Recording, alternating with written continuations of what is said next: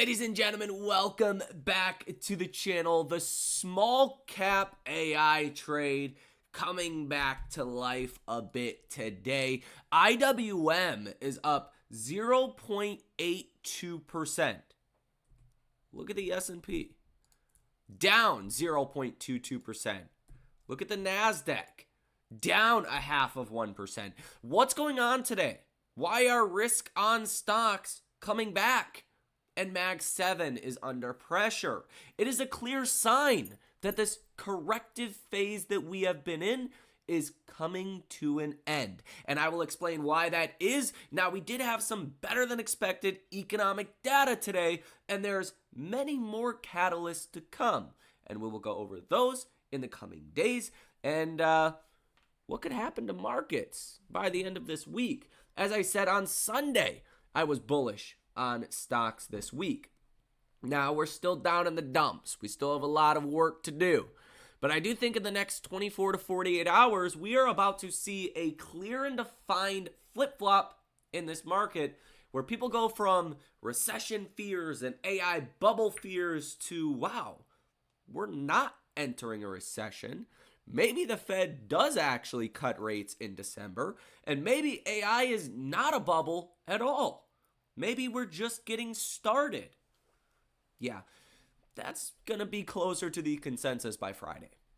We'll explain why in today's episode. Ladies and gentlemen, do me a quick favor. Hit that like button. Subscribe to the channel. Check that link out down below in the description of today's episode. If you guys want to come trade, invest with us, what we're doing is going out to find the under-the-radar AI stocks before Wall Street knows about them, before they're hyped up. We're looking at 12, 24, 36-month time horizons on these stocks. We want to find that company trading at a $500 million market cap or a $1 billion market cap and let it grow to a $5 billion or $10 billion market cap. We want to be early to high-quality companies. In fact, there's 2 stocks right now that we are invested in heavily, tens of thousands of dollars in both, that one is projected to grow at 333% next year with a new update coming in December, trading at less than 2 times sales. Another one is projecting to grow at 400% next year and trading at less than 2 times sales. That, to me, presents an opportunity. In a market like this, where Wall Street has been shatting themselves, we are executing. That link is down below. With that said, let's get started. Now, we really must address the elephant in the room today, which is what's happening in the markets. The NASDAQ down 1.61%, but the Russell slightly in the green. What is happening? Why is Mag 7 selling off and smaller cap companies are doing a little bit better today? No. Is it a crazy good day for small caps? Not really. Some are doing well, some are in the red, but generally it's a lot better of a day than what we've seen in the last 6 months or 2 months, 6 weeks, okay? 2 months or so, right? My best understanding of this is we are likely getting close to the end of this correction event in markets. Let me tell you why. What happened this whole time so far? The riskiest areas, the small caps, the hyper growths, the unprofitables sold off. They're down in the dumpster fire still. They haven't recovered. They're still down there, depressed as hell. Okay? Mag 7 held up for a while, as they typically do, as the least riskiest areas tend to hold up better during a crash. And then what happens? Towards the end of a crash, the big guys start to fall suit and come under pressure.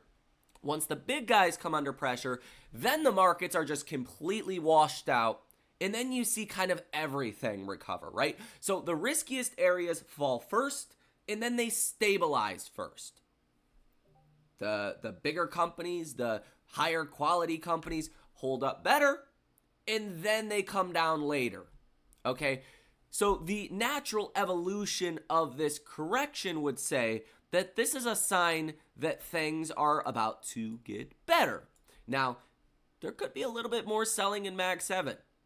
But I'm not super concerned about the smaller cap trade anymore at this point. Following what I see. Now, obviously, if NVIDIA wets the bed or if we're going into a recession, things are going to get worse, but that's not my expectation. Now, the S&P has almost officially fallen 5% from all-time highs. You're down about 4.8% from all-time highs. The NASDAQ down over 5%. Let's take a look at the nasty NASDAQ. Nasty NASDAQ fell 7.2% from all-time highs. And again, the Russell, which, slightly green, slightly red, you get the idea, fell almost 9% from highs.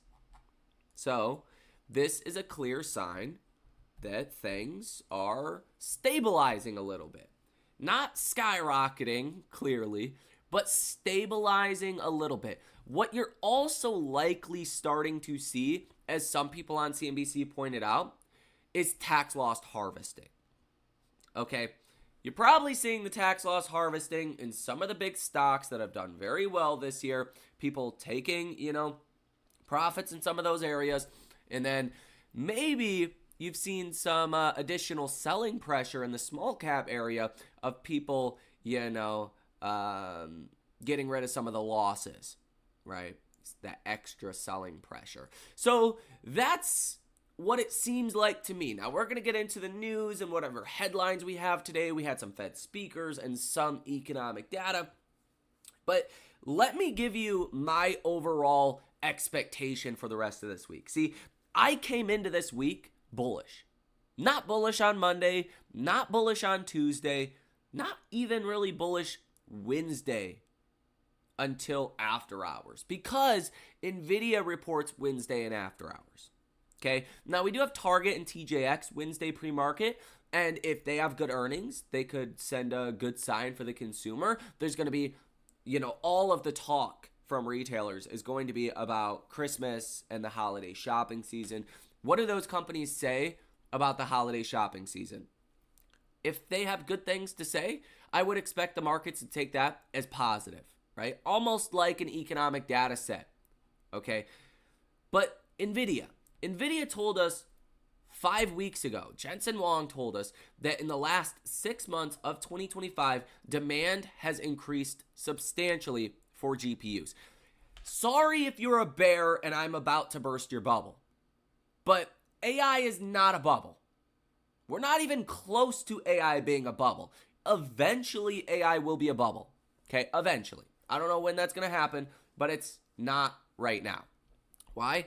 Because companies, they're forced to participate, okay? It's kind of like that class speech you didn't want to give, but you had to or you'd fail the class, okay? Companies are forced to buy GPUs. They're forced to, create AI products and services. Even Apple, as much as they don't want to, they know they have to eventually, right? Apple, it has such a moat attached to it. I think Apple's one of the exemptions, at least for now. Google, do you think they have any choice but to compete? No. Do you think Oracle has any choice but to compete? No. Do you think Amazon has any choice but to compete in AI? No. Those are just the big companies. Then you have the mid-tiers, then you have the small caps. They're all fighting to either keep their markets currently, in Google's case, or enter new markets. In the case of CoreWeave and Nebius and some of the data centers and some of the AI services coming to disrupt Salesforce and Accenture and some of these other software-based companies. Cybersecurity's under threat. They have to invest in AI and innovations, right? It's everywhere. It's not going away anytime soon. NVIDIA is going to tell us the exact same thing they said 5 weeks ago. And Wall Street, because they have short-term memory loss, they're going to say, oh my gosh, the AI trade is alive and well? We never knew. Well, Jensen Huang told us 5 weeks ago. Okay, I'm just giving you another heads up. Now, this market, under the assumption that AI is a bubble and valuations are too extreme, NVIDIA is going to come out and reinforce that AI is not a bubble, that investment's going to continue for a long time. There's a big number Wall Street's looking for. Jensen Huang said 5 weeks ago that they have $500 billion worth of orders for 2025 and 2026. Do they still have that? What's the order backlog look like? Okay, that's something Wall Street wants to know.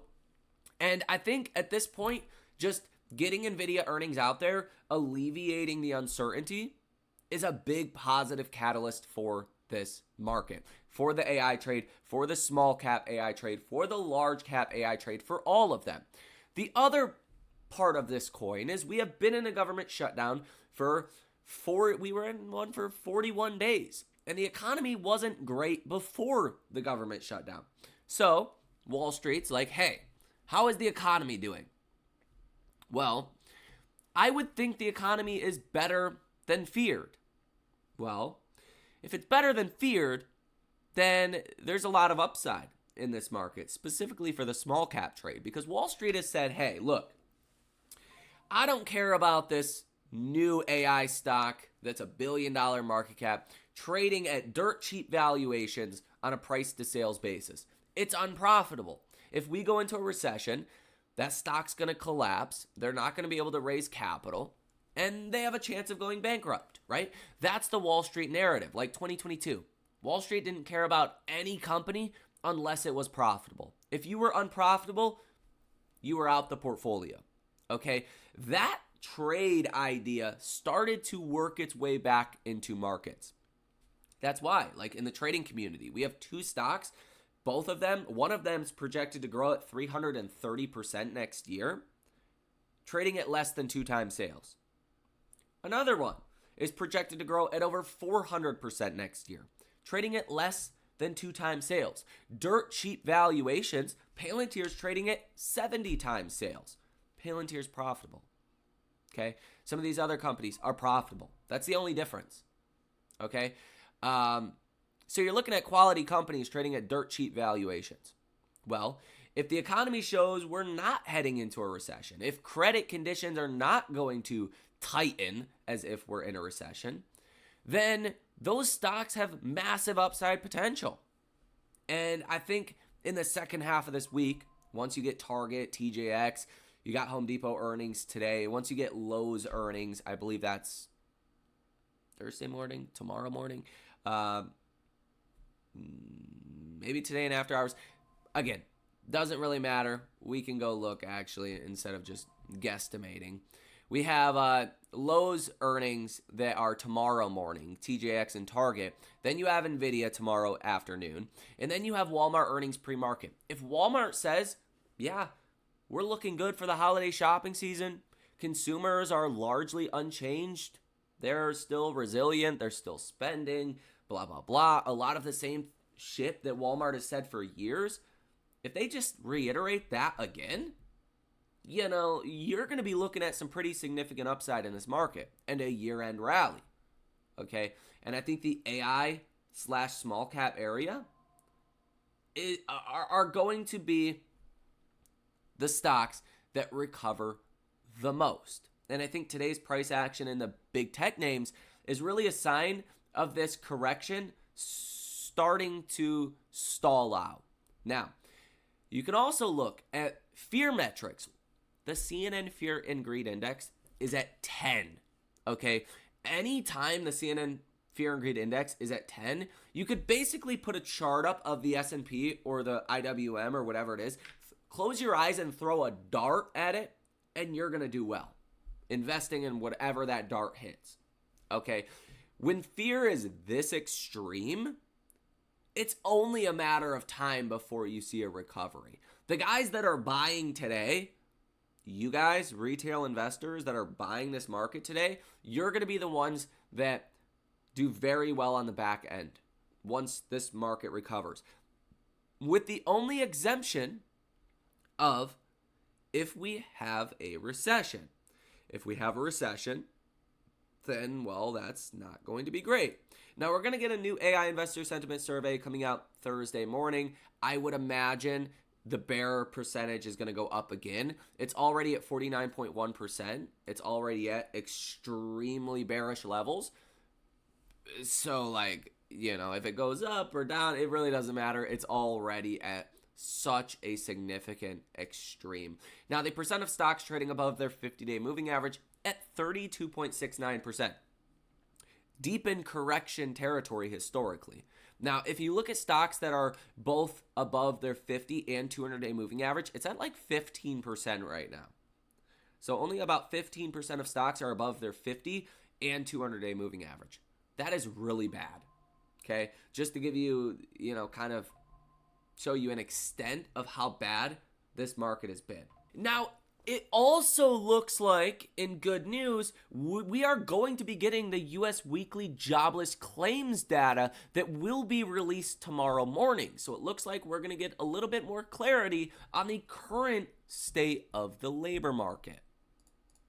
Donald Trump says on chip export licenses, there will be a certain level of chips. U.S. Secretary of State Rubio says we may have an announcement on chip export licenses today. Trump says we're working on approving advanced chips for Saudi. And the Saudi crown prince says we will increase investment in the U.S. to $1 trillion. Now, we did have some Fed comments as well today that seem to kind of help and hurt the markets at the same time. Fed Barkin says, agree with Powell, a December rate cut is not a foregone conclusion. Fed Barkin says, I agree. She reiterates the same thing here. She says that I do worry about the exposure of banks to private credit. She says actors in private credit have not had a lot of stability issues. Equity funding would limit stability risks. She says housing supply is still constrained as DEI. She says it is reassuring how resilient banks have been in the face of their CRE exposure. That's commercial real estate exposure. Fed Barkin says if the workforce does not increase, economic growth will depend entirely on productivity. She says that growth in the workforce may be headed to around 0%. She says there's a high risk that in the future there will be more jobs than workers.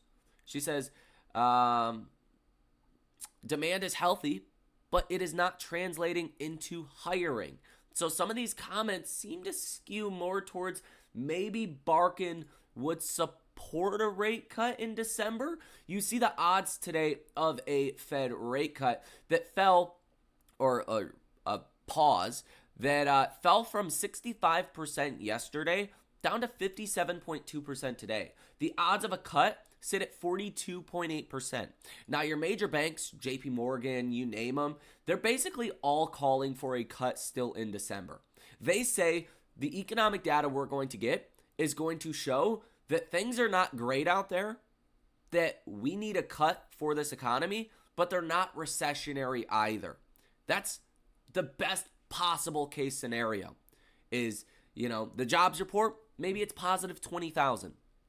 It's not negative 200,000, like you're deep in a recession, but it's not positive 100,000 either that suggests the Fed does not need to or should not cut rates. So you do see the odds recovering a little bit for a rate cut, and that is also helping the smaller cap trade today. Fed Barkin says demand remains healthy. The challenge is with the labor market. She says overall sense is that the economy remains healthy. She says lower rates might boost demand for homes, but they won't fix the supply issue. Barkin said today in one of the biggest headlines that the jobs market is somewhat weaker than the data suggest. So if that's the case, then she's likely going to vote for a rate cut, right? Barkin says inflation is above target, but it's not likely to accelerate. So again, leaning more towards we should probably cut rates. She says the job market is somewhat, again, weaker than the data suggests. She says without compelling data, it is hard to get a broad consensus.